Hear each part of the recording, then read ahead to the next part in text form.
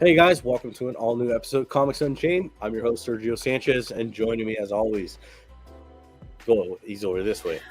Tiger Mask! Actually, it's... Hello, I'm Chris Eaton. In his Tiger Mask outfit today. So, today, what is worth your money this week in comic books? And I gotta say, we got a lot of stuff on the plate today.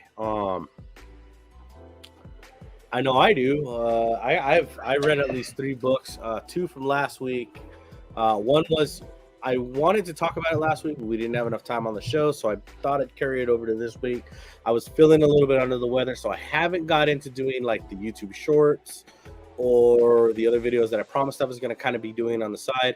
So I hadn't had a chance to be doing those yet, only because I was sick. Luckily, I kicked in like 2 days, so I got pretty lucky there. So this week, we're jumping straight into it. Chris, because what kind of brought you back is we've been covering Dark Web, right? Yes, we've been... It's the one thing when I agreed to come back and do this, I'm like, all right, I guess this is an excuse to read Dark Web. Marvel has not got my money in a while, and I'm like, all right. Because, my friend, I will read Dark Web. I will spend my hard-earned money reading Dark Web. My fault. With me going tomorrow, like, this better work. Yeah. So this week saw 2 new installments in the storyline, which is interesting because it's not exactly linear in the way they're telling it. It's very odd. It's kind of chunky. So, which one do you want to start with? You want to start with Amazing, or you want to start with New Dawn? Well, because we X-Men. People. Yeah, I was gonna say we got a couple here, so let's start with what I think is the direct follow up, and let's go straight into Amazing Spider-Man. We'll do Amazing Spider-Man 15, then we're gonna go straight in, guys, to we'll go straight into Dark Wave X-Men. Yeah, we'll go straight into that. So let's start with Amazing Spider-Man. Your thoughts right off the rip? Still not understanding what they alluded a little more to what the hell happened with Venom in the opening breakdown. Because again, like, we've gone from Venom, King of the Symbiotes, to now 1988 Venom all over again for some reason. And it seems like it was like a weird hop, skip, and a jump without really explaining the moves. But we get pretty much Spider-Man and Venom clashing again. We get the fallout. Sorry, something was knocking shit over in my room. Spooky. It's the ghost. Yeah. So pretty much we get Spidey being Spidey fighting Venom. Yeah. So to clarify really quick, I had to go look at my notes. That's why you guys saw me looking down here. So in my notes, I did take a look at I tried to copy some of the things in the pages, because the pages hit you really quick in this book. And the cool thing is they're telling you where to go read. So as the events are happening, they're telling you, like, go pick up this issue, go pick up this issue. Well, there's stuff that's not even out yet. Like when Miss Marvel shows up, and Kamala Khan shows up, we're like, wait, what's going on here? It's like, no, you gotta wait till next month for that one. I'm like, okay, so, all right, we're doing this. But that Venom, 2 weeks. In 2 weeks, we find out what the hell's going on. Because it'll take place in Venom issue 14, which will be available 2 weeks from last Wednesday. Again, the weird non-linear storytelling of this is a little jarring. I understood, like, again, Marvel used to do this shit all the time, not in this particular way, but when they did these multi-book events. I mean, you and I came up with House of M and Civil War when there was, I think at one point, there was no less than 47 books tied in with those storylines, and I bought them all, but they were all supplement to the main story going on. Like, they would tell you, like, oh, here's a little bit here and there, but at least it was out already to the main book that you were trying to read. This is just no. It goes here. It's Twister. You're putting your hand here, but you're gonna put your hand there, and your foot is over your head touching your ass. It's that kind of thing right now. We got cows. Yeah. No, like, I mean, Zeb Wells is drawing on a lot of stuff. Like, we look at like what's like he makes reference to X-Men's Inferno. Yeah, and like it's funny because like if you guys are ever he's reading, like, essentially it is recreating Inferno almost verbatim. Right. So the thing is like, go read Inferno, and it literally doesn't tell you which one. It just says go read it. Like, so it means to go pick up like how do they put it? Trade paperback. Yes. So trade TPB. Go, like, it says go pick up Inferno TBP. Which I'm hoping they re-released it. Otherwise, you're going to be, it's not exactly easy to come around. Yeah, right. So, I think it's cool what they're doing, because at least they're giving you a guideline. So like, and at the end of each of these books, it's not like you don't have the thing that's showing you each book to go read. And like you said, yes, we did grow up with, like, I mean, House of M had a lot too. Civil War had a lot. So did World War Hulk had a couple. Avengers versus X-Men, not so many, but kind of a lot. They tapered down.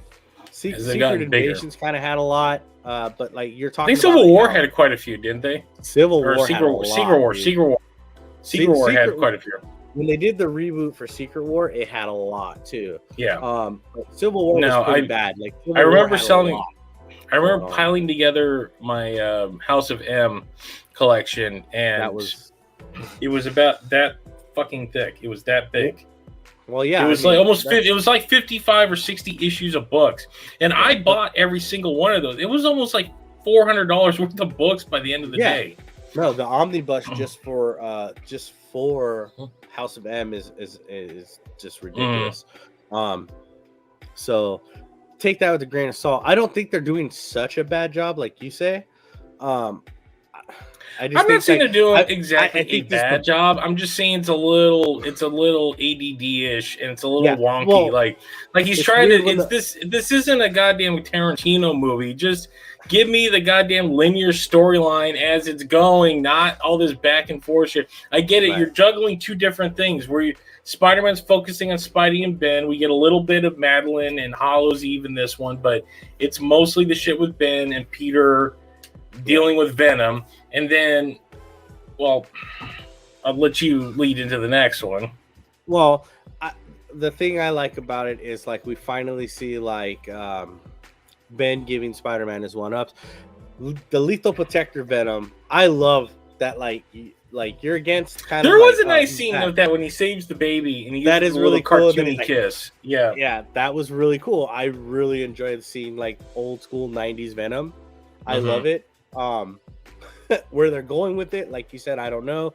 We need to wait in 2 weeks, but to address that, I do feel like they're doing a good job. It's just the problem is the books aren't dropping at the same time, so it's like you can't just go and pick them all up off the shelf and then read them all in one run.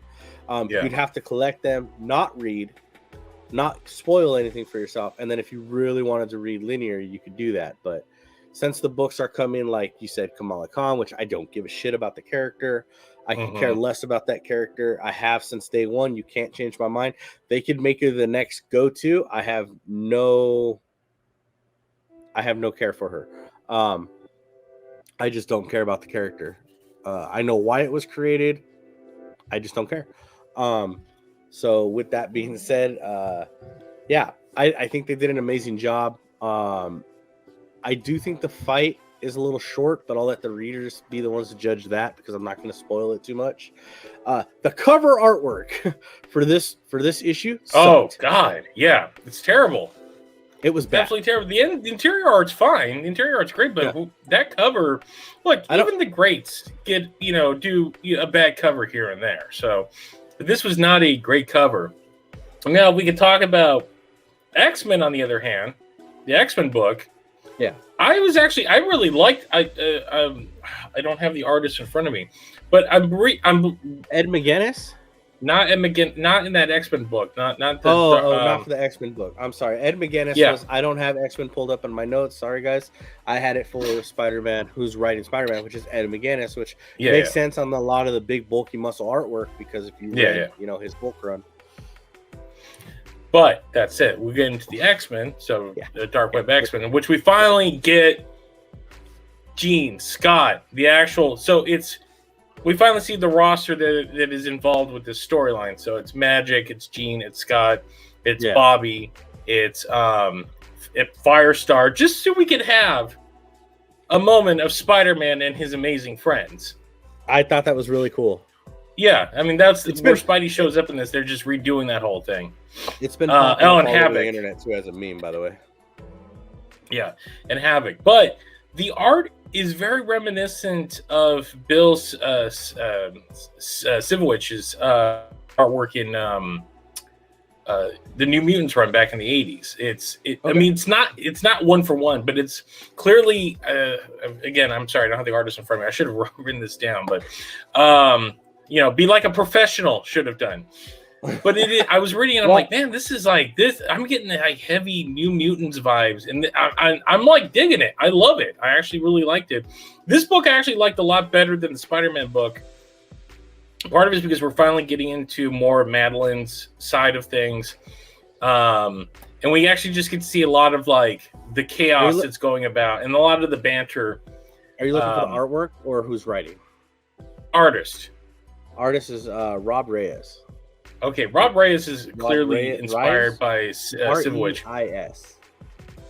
Yeah, so he's clearly inspired by that man, who's a great artist in his own right. So, right. But it is very reminiscent of Inferno of those days, like that the demons and everything that he drew in that are great, and not only that, but the facial expressions of his characters also very Sivowic's style, but it's very like almost like it's a little over exaggerated, but not too much that it's like it's hard to describe. But it works for me. It completely works. Like it has a feel, it has a life of its own, and it's there's a lot of great like reaction moments when especially like when Ileana's talking and she's bringing up something and she's just that like kind of like look on their faces. Like you just get these great little moments. That's it. Didn't actually feel like a lot actually happened in this book other than it was just like action for the sake of action. Okay. But I actually had a better time reading this chapter of the story than I did the previous one and the Spider-Man one. So I'm like, okay, again, they take a little, but then they give a little, and I'm like, okay, I don't know where you're going with this stuff, but you're not losing me yet. So that said, I'm in for another week on Dark Web. Okay, so you would spend your money on so like on the Amazing Spider-Man, you would spend your money on that. The fact is it a pass or buy? Like you got to buy it because if you're reading the storyline, it looks like everything. All this is integral. I do recommend Dark Web X-Men #1. That was actually a legitimately good book. I had a blast with it. Right on, dude. So like, I'm recommending Amazing Spider-Man because I've enjoyed the ride so far. I've been reading Amazing Spider-Man since issue 1, so I'm all the way. I'm caught up into everything. So I recommend it. If you're following the story, it's an 8 out of 10 for me because I love where they're going with Dark Web, where they're going with Ben Reilly. I can't wait to see more of Hollow Z because I still don't know what the hell her power is. I know they're still teasing us with that. So like following in the X-Men, like I told you before, was it hard to follow X-Men, Chris? No. With the whole Krakoa thing. Did they make any mention of that at all? Okay. No, I mean, considering that I've been out of X-Men for a while too, I had no problem jumping right back in. Like I'm up because I tried that with Wolverine a while back. It didn't work because I really did, and there was just 2 all over the place. And I was like, "Yo," I put this down. I gave it 5 reads. I started with Wolverine issue 1. Then I went to X-Men issue 1 and I couldn't do it. And I was like, okay, I'm done. So I put it down. So if you're following Amazing Spider-Man, I recommend the entire series right now to the point where we're at. If you're not, it's a 5 out of 10 for me because if you're not following, then you're not going to get the story and it doesn't matter. If you're not reading the prequel to Dark Web. So with that being said, staying with the Spider-Man, theme for today, which seems to be our big thing for today before we move on to a couple other books. I'm going to go ahead, and I read a book that I wanted to mention last week, but I didn't get around to reading it. It was sitting on my shelf, and I finally finished it. It was Spide-man Miles Morales issue 1. I know I'm doing a lot of issue 1s, and I know we're covering a lot of Marvel and DC. It's just kind of how it rolled. But anytime an issue 1's out, I love to check it out. But dude, I don't know. I love Miles. Everybody loves Miles. Everybody's going to be on the coattail of Miles. This book's going to sell like crazy. It's going to sell like wildfire because Across the Universe is coming out in a few months. So take it with what you will. But with the book coming out, I think Cody Ziegler and Federico Vicentini as the artist, they do a great job. The art is great in this book. I really do like it. They put a different twist on the look of Scorpion, who's the main guy he fights in this book. Great fight, by the way, for Miles. Is it main world Scorpion or like his Scorpion? I couldn't 616 Scorpion. I think it's 616 Scorpion because Miles is in 616 now. So this is all takes place, like he even makes mention of like the fractured friendship that Peter happened. I have to research into why Peter's shunned by like everybody except Norman Osborn at this point, because like Mary Jane wants nothing to do with Peter. Most of the people don't want nothing to do with Peter. Miles makes mention of like Peter's change, the whole falling out they had. So I will get into that and I will figure it out for you guys, I promise. But if you can, go find out what's going on somewhere else. But as far as it goes, like Miles is not Peter. This is a very woe is me book. Falling back on the original, like I'm Peter Parker, and with great responsibility comes great. I liked it. I liked it. I gritted my teeth reading the damn thing. Okay. A goddamn sob story the entire time. Okay. Here's the thing.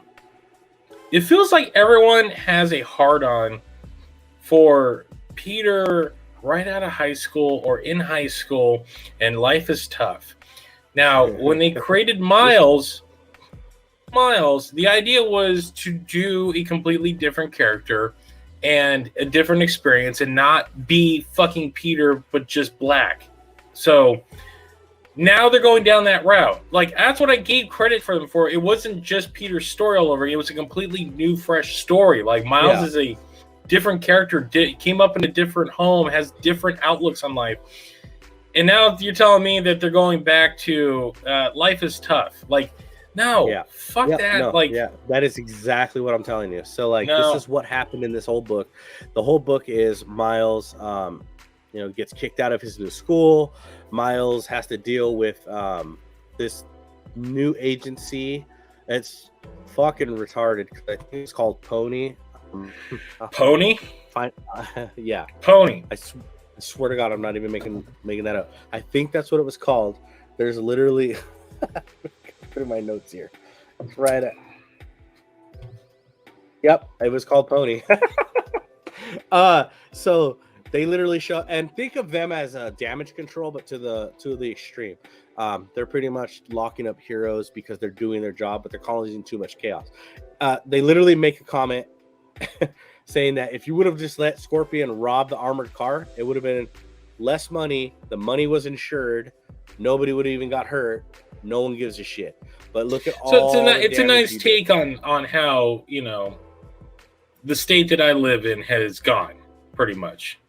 Not to get too political right now, but that's exactly what it is right now. No, I don't want to talk politics here. No, we're not talking politics, but that's drawn from real life right there. So I don't know, dude. For me, if you're not a fan of the woe is me, going back to the original Peter Parker, like Miles is in high school, hey, I got grounded. The only thing this book has going for it is like, I love the fact that like his parents know he's Spider-Man. So like that gives him the out. And they're like, you're still grounded, dude. How do you ground Spider-Man? That's like grounding Superman. Like, how do you do it? Like Mon Pocket, like he's Superman. You have to set the rules and boundaries. But I mean, then he turns out and the name of that movie, what was it? Which one? Blight. No, not Blight. You mean the evil kid where he's got Brightburn. Brightburn. Then you get Brightburn, Yeah. right? If you're too strict. Which is right? awesome, by the way. Oh, I fucking love that movie. God, Brightburn was amazing. we'll talk movies another time. Yeah. But it just, I don't know, guys. If you want to pick this up, go for it. But to me, it left a pass. It'd be a pass for me. But the original Miles Morales runs, I didn't like him in the standalone stories, but we'll see where he goes. Like I said, I always give 5 issues, so I'm gonna give it my 5. Hopefully, it gets better because the plot twist at the end I didn't understand where they're going with it. It's, we find out someone's monitoring Miles. They find out who he is. So we'll go from, it's one of those storylines. So just be ready for that. So and this does take place after what I thought was a really great event was the clone, the new clone thing. I don't know if you remember, if you were around when that was going on, Chris. When they brought Miles's clone version. Like they did his really? War. Yeah, they did like a Clone Wars. Oh, yeah. It's like he's like a big dude too, right? Like he's like a failed clone. Yeah. So, I remember. They did a really good job. That whole series is really good. So if you can go pick that up. So they gave him his own clone saga, but it was much more cohesive and coherent than the Ben Reilly one. All right. So if you go check that out, but this takes place after the events because there are mentions to that. So I don't know who the girl is at the end of the book. If you guys know, let me know in the comments below. But hey, for me, I would pass on this one if you don't want to spend the money and save yourself on a different issue 1. Yes, I said pass on Spider-Man Miles Morales. I may get stoned for that. Here we go. So, Invincible Iron Man. Really good. Didn't think it was going to go where it went. Really struggled to get through the first couple of chapters. But then it opens up, and it's of course another Tony Stark book. Completely drained of all his money. Here we go. He's got 1 armor left because he's pissing his money down the pot, so to speak. I really didn't know what to think of this. Gary Dugan does a great job. Juan Frigeri as the artist does a great job. The artwork is great. I actually liked the way Iron Man looked in this, and we're back to the Mark 70. That being said, it's another Tony Stark of Tony Stark trying to redeem and fight his demons. He fails. I don't know who's coming after him, but again, how do you fight Tony Stark, Chris? What do all of Tony Stark's villains have that are the same? Technology. Yeah, so this is what it is again. Usually his technology. Yeah. There's a little bit of a plot twist in there that was really cool. I didn't see coming. So I was like, oh, that's different. And he manages to save the guy. So that was cool. I'm interested to see where issue 2 goes, but I hope it doesn't take too long. It took I'd say 10 pages. I can't even remember how many I went through before we actually started seeing what the hell was going on in the story.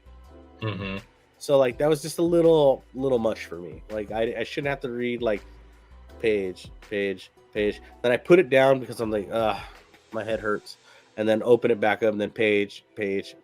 So this one, it's another Invincible Spider-Man, Invincible Iron Man. I'd say pass on it if you want to, but if you want to pick it up because it's an issue 1 and you like Iron Man, it's definitely worth your $5. Go grab it, because it's going to tie into some of the stuff that's going on. I don't like the fact that they're really pushing Ironheart back down your throat, but she's got a new show coming out. That's how it's going to be. So, and then the fact that they put it, and I'm going to spoil this for you guys, that she's smarter than Tony. Shocking. The character that you've built up, that you've just introduced with no explanation whatsoever, is smarter than Tony. Of course she is. Yeah. So, Shuri is in this, of course. And if you guys don't know, you watched Black Panther. I'm sure you did. If you know, you know. So take it with a grain of salt. But I would say if you have the $5 and you're looking at something else to spend it on because you want to round up to that $20, go ahead and pick up Invincible Iron Man. It's really good. I after getting through what I did, I enjoyed it, and the cliffhanger really made me want to get issue 2. So if that's where you want to set it, okay? So I give this thing a 5 out of 10. But like I said, if you're eyeballing 2 books, maybe put Iron Man back and save it for another day when when nothing else comes out and you want something to read. Moving on from that, before we wrap up tonight on our last book, I just want to drop a quick mention, and I will cover this more because god damn is it good, Chris. And that is fucking Gargoyles, man. Out of left field. Holy crap. Let me tell you something. Let me just get to some stuff here. All right. Greg Wiseman is writing this. Yeah. Okay. Now, quote me if I'm wrong. Did he do the original? Yes, he did. All right. So that's all you fucking need to know right there. Okay, guys? Like, first of all, this continues right after the goddamn series. Like. So, wait. Yeah. Depends here we go. Where? Because technically Greg does not see Goliath Chronicles as canon. Okay. So, where the original series left off was the clock tower was destroyed by the Huntsman. And they had made up with Xanatos, and they were back at the tower. They are back at the tower. So that's where we start off at. That's where we start. They're excellent. They're back at the tower. They're back at the castle. And you know what? It's freaking hilarious. Chris, everybody's hooking up with everybody. Everybody has a significant other in this book. I just want to let you know that. You know who gets screwed over the most? Lexington. Oh, no love for Lexington, man. Well, to be fair, Brooklyn was the blue ball gargoyle for the longest time, and he could not find love. Yes. Could never find love. Found it. He has found it with Goliath's daughter. Wait, no. Broadway was hooking up with no Broadway. Sorry. Yeah. Yes. And Brooklyn is the second in command. He's the He's the Scott Summers of the Gargoyles.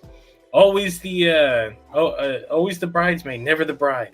Not anymore. He's with who is this? Oh my god, I'm trying to. You guys. Is it one of the? Is it one of the clan members from Japan? Yes, Katana. They just call her Katana. I don't know who she is. Yeah. I don't remember this. I don't remember well. It's come on, dude. It's Gargoyles. It's been years. All right. Yes, I know. Don't bust my balls on this one. All right, guys. Hey, I haven't physically sat down and watched the show in about 15 years, and I can still pull this shit out of my ass, dude. Yeah, better not. This is why I got you here. Yeah. So Katana's with him now, with Brooklyn. Broadway's good. with Goliath's daughter. So everybody's got a significant other, and they really Angela. drive Her name home is the Angela. Angela, and they really drive home the fucking fact that Eliza and Goliath are an item, and that it is weird, that it is weird. Like she even says so in the book. She's like, "Oh, it's weird. It's damn weird." And everybody's like, "What?" And it's like, "Oh yeah, I mean, like my boyfriend is a fucking gargoyle." She's getting that. She's getting that sweet Goliath dong. Even the two cyborgs have hooked up. Who was the cyborg looking? Well, no. They were part of Cold Stone's his memory banks. There's 3 personalities.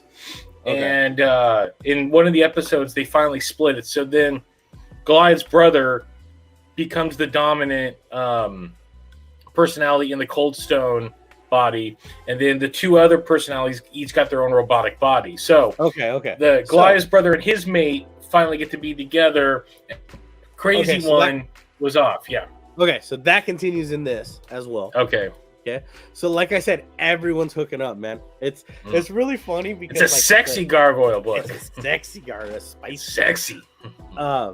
So and then we cut to the big thing on this is like I don't remember. Do you remember the episode? Like Eliza, am I saying her name right? Eliza, right? Mm-hmm. Yeah. Her brother was like, he was mutated. He was turned into one of the mutates. Yeah. He becomes the leader of the mutates. And guess who's having a kid? Wait. Who did he like? He and the mutate is the junkie chick that he hooked up with to turn the mutate. Yeah. I do love that. That was great. The fact that they took some tweaker off the street and used her as a guinea pig. That was, and then again, that was what Brooklyn was like. Hey, you want a bone? Like Gargoyles, dude, ahead of its time. Yeah, very much so. Okay, so everybody's hooking up with everybody. So, you know, she's like, I gotta head to the sewers. My brother's having a mutate baby, so I'm gonna go be a niece or aunt or whatever the hell it is. I'm gonna go meet my nephew or niece, whatever. Here I go. That wraps the book up pretty much. But we find out there's like some other shady dealings going on, that like somebody wants the child for herself, and I'm not gonna spoil that for you guys. But holy shit, once I opened this book and I cracked it and I started reading it, I'm like, first, you get the nostalgia, right? Yeah. So that hits you, and you're like, "Oh, this is cool." Yeah. Then, like I said, you get the spicy romance, right? Like everybody's hooking up. You're like, okay, because it's nice when you get to see the happy ending for everybody, right? Yeah. It's like you get to see that, and it's freaking cool. Amazing. That's all I can say. I'm fucking hooked on this book. I'm going the full 5. It's Greg Weisman. The man never ceases to he never fails to deliver, and he never ceases to turn out anything but greatness. Like, right. He's. I mean, everything the man touches turns to gold. So I love the art. This is his second run too, by the way. This is the second bite of the apple doing a comic. Yeah.